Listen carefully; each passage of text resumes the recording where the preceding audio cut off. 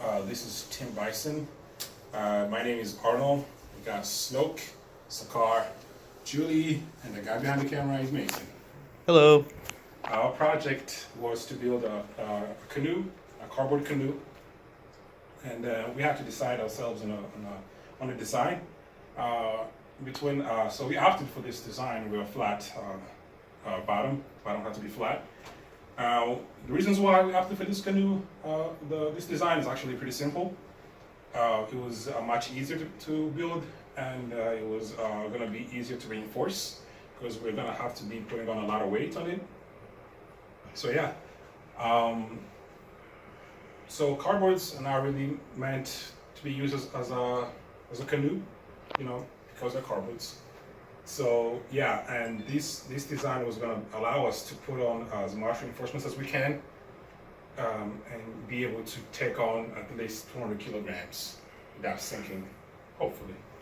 So as you can see, we opted to have the hole in front raised up a little bit, simply because we wanted the canoe to ride a little bit smoother on the waves instead of and decrease the resistance and the drag. And so we have this tiny design. It's on a small scale of a canoe. It's like half of it.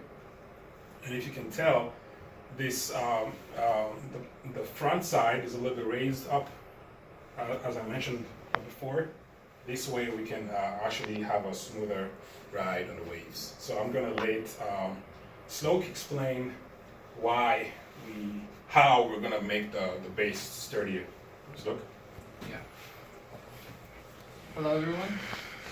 So yeah, we found an interesting property of corrugated cardboards that if we provide a force in this direction, then it won't last long.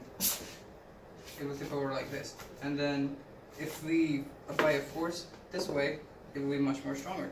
So we realized this property, and we are going to use some kind of ribbon kind of design to put it in the hull so that it becomes more sturdy.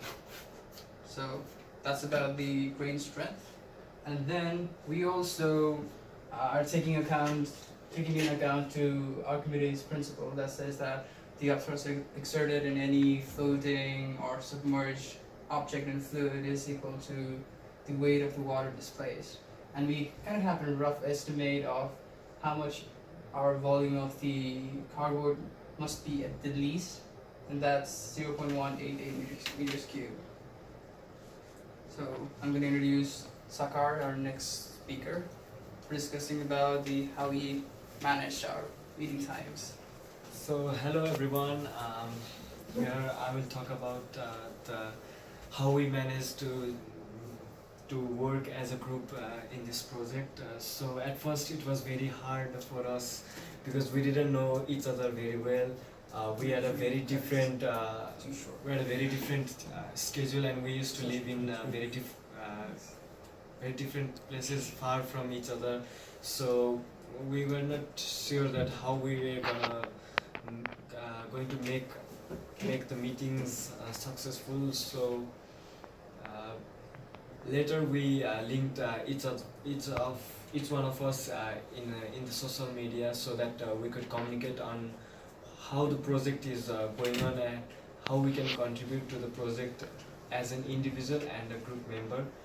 So slowly we put up the meetings, and mostly the meetings used to happen in the library, and we used to do them in the weekends. So, and in this way, I think the team is progressing very well, and and it is very fun. So now to talk about the efforts put in by each of us, I would like to call Jill.